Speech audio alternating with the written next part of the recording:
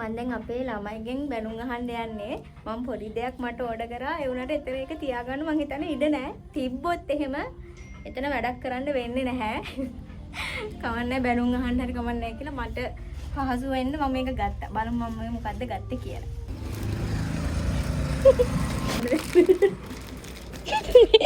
ඉඩ තියෙයිද දන්න. මෙතනින් තියමුනේ. එකක් කියලා දා හිතන්නේ. අනේ මාළු දැලක් කොහොමද තියනවද මෝඩ් ළමයා?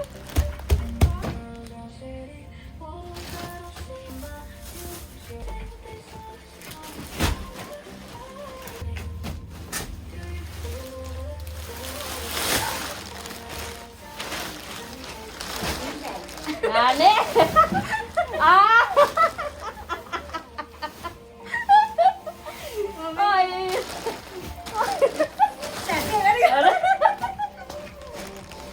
කලාකරි වගේ.